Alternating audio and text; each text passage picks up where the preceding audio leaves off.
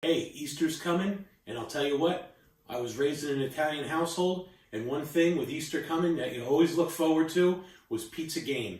Some people call it Easter pie, some people call it pizza rustica. It's a lot of Italian meats and cheeses, all baked in a beautiful crust. Stick around, and you'll see how this delicious dish is made.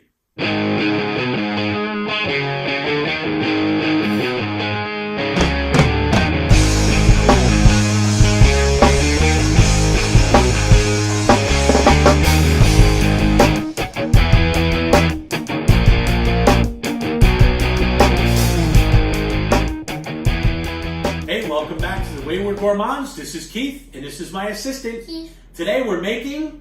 Pizzagaina. That's right, Pizzagaina. Some people call it pizza rustica. Some people call it Easter pie because it's generally served in an Italian household around the Easter holiday. Today we're going to be putting it together. What this is it's almost like an Italian quiche with eggs and cheese and Italian meats all mixed and baked into a nice golden crust. We're going to bring the camera in and we're going to start putting the crust together. Stick around and you will see how this whole thing is put together. Trust me, it's delicious. You can forget about it, right? Okay, so we're going to start with 1 stick of butter in the mixing bowl, and we're going to get that beaten a little bit. And then we're going to add in some sugar. You're not going to have to fully cream this like you're making a cake or anything. And then some black pepper. Your eggs. And some heavy cream. Once that mixes a little bit, you're going to start gradually adding in your flour. Once all your flour is in there, it's going to look something like this.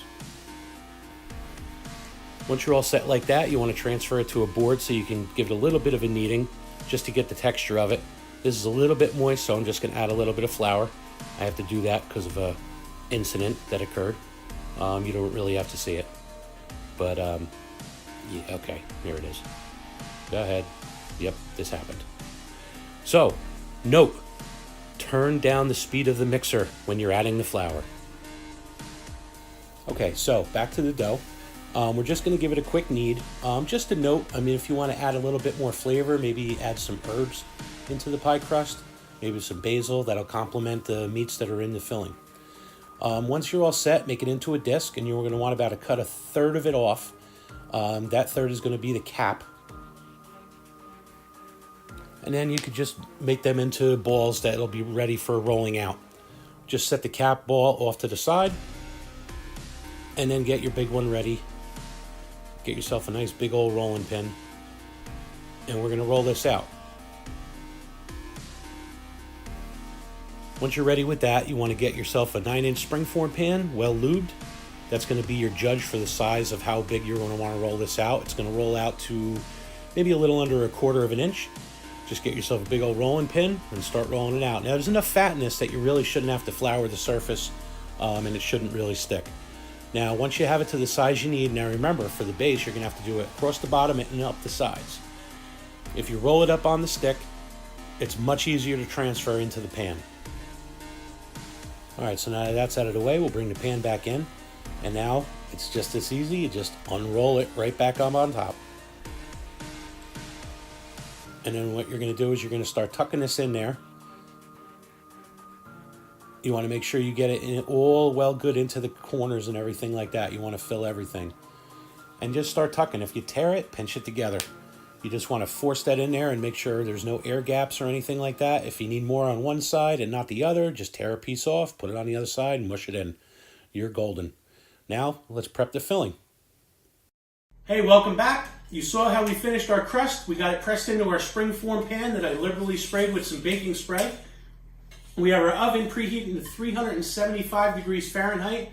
My assistant is whisking together 1 pound of aragot with 10 whole eggs. I'm going to introduce you to some of the players that are going into the filling. I actually have a special guest interpreter that's going to pop in for some of the ones that I pronounce a little bit different than the average person. The first thing that is going to be going in is the pecorino Romano cheese. We have some ham, pepperoni, some provolone, some shredded mozzarella, some cubed fontina, and then we got some spicy gabagool, capicola, I have some sweet soppressata. Soppressata. And I have some prosciutto. Prosciutto. We're going to bring the camera in and we're going to start adding these in. And we're going to keep this thing going. You can't believe how delicious this is when it's all complete. Stick around. Okay, so first thing first, in the bowl we have 1 pound of Ricotta. and 10 whole eggs whisked together. First thing we're doing, pecorino Romano cheese in the bowl. Then we got some shredded mozzarella, some sliced stuffed provolone,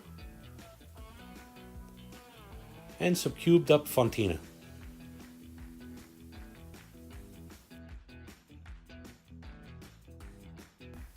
And then we're going to add some diced up prosciutto.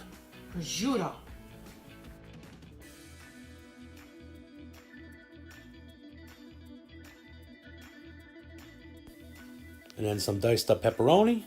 Pepperoni is pepperoni. And then some diced up ham. No, still the same. Ham is ham.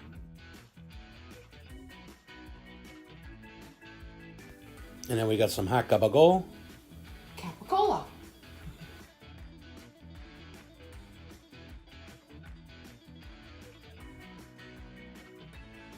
And then finally, some cubed up soppressata. Soppressata.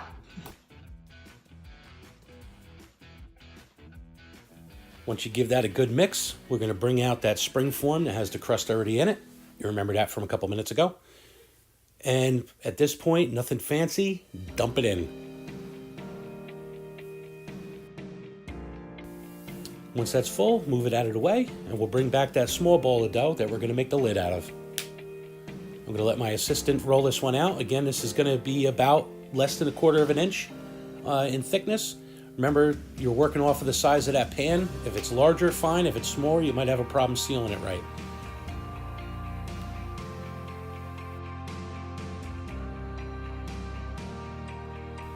And once we get this dough to the correct size, then we're just going to, once again, roll it up onto the pin.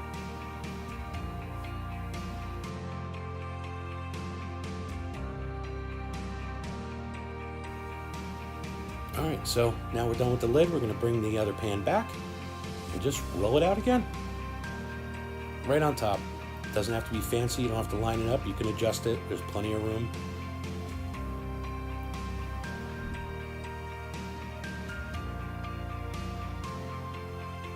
Again, if you need a piece somewhere else, you can tear it off where you have too much.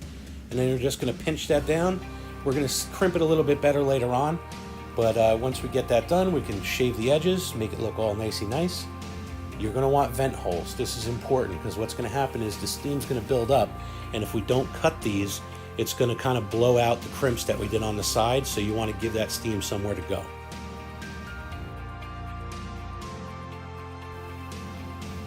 Now to properly crimp these, I use a fork. Some people use, their thumb or whatever. I just like going around the way with the fork. It gives a nice pattern and everything like that to the finish.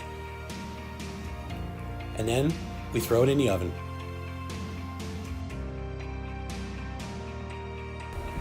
You're gonna have to wait a couple hours, so resist the temptation before you cut this, or it'll kind of mush out. Overnight in the fridge is best. Okay, welcome back. You saw we baked it off, we let it cool. We actually decided to let it cool in the refrigerator overnight so it would be easier to slice.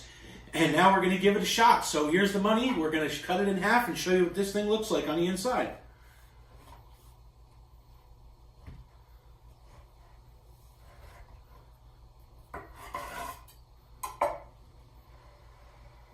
Yeah, look at that.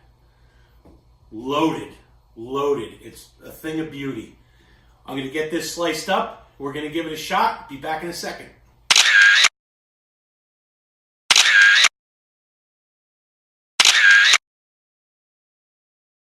All right, so while I was slicing this up, you got a nice close view of how this is nicely marbled with different meats and cheeses in that custardy ricotta mix. And it's really phenomenal. You could serve this hot or cold. Some people put hard-boiled eggs in it, so you get a little extra surprise when you're cutting into your slice. You could serve it however you want. I call it Pizzagaina. You can call it Grandma's Pie, Pizza Rustica, Easter Pie. however you want it. I just really know it's delicious. I really thank you guys for joining us. All the directions and ingredients are going to be in the description below. If you like the video, please hit subscribe. It's right there in the corner. There's a button. You don't even have to hunt for it. And don't forget to hit the alerts button so you get alerts for any upcoming videos we have too. Again, I can't thank you enough. We really love you guys for watching us. See you next time. I'm going to have my piece.